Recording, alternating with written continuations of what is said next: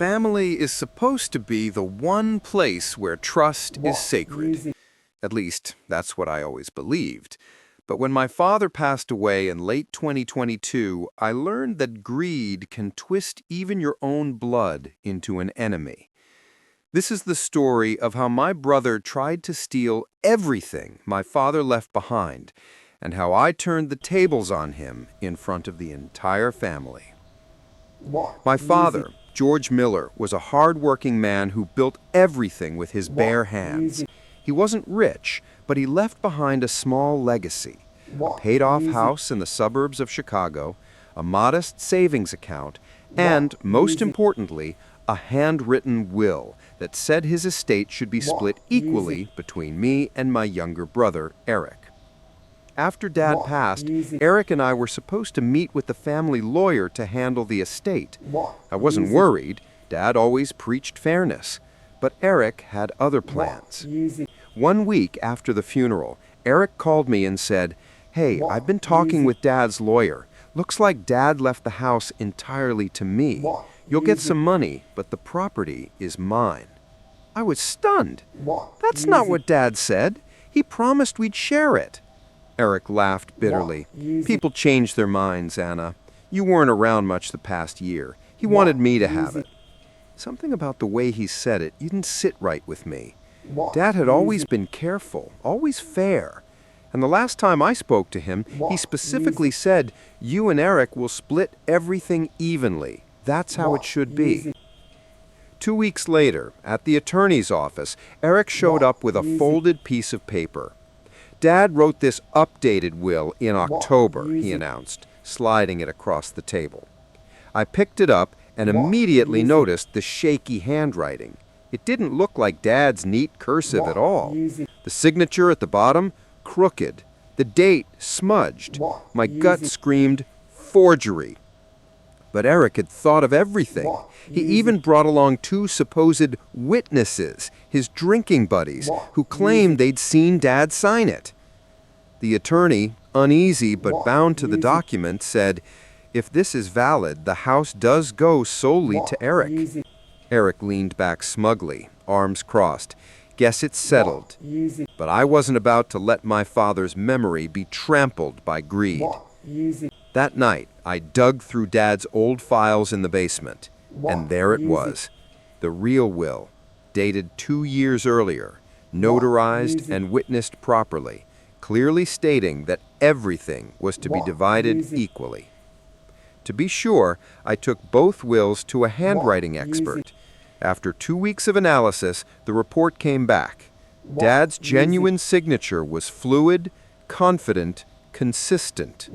Eric's new will, full of hesitation marks, unnatural strokes, and even an exact copy-paste of one of Dad's old letters. It was a forgery. But I didn't just want to prove him wrong in court.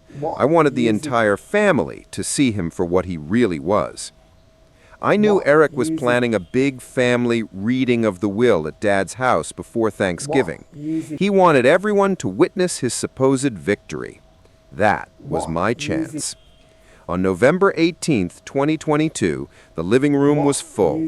Uncles, cousins, family friends. Eric strutted in like a king, holding his fake will high. Dad wanted me to have the house. He trusted me with it. Anna will get her share of the money, but the property is mine. Whispers filled the room. Some nodded, others looked doubtful. Then Eric asked everyone to respect Dad's wishes. I stood up calmly. "Before we all accept this, I have something to show you." I placed the projector on the coffee table and pulled down the old screen Dad used for home movies. One by one, I showed.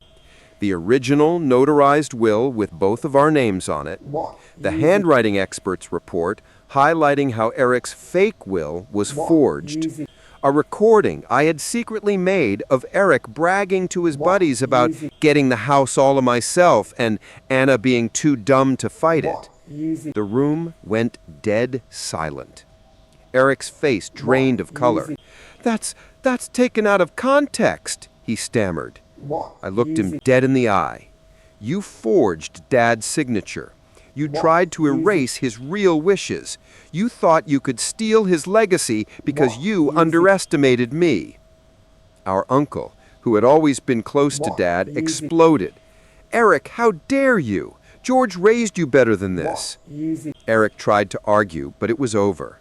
The attorney, who was present at the gathering, declared the forged will invalid on the spot.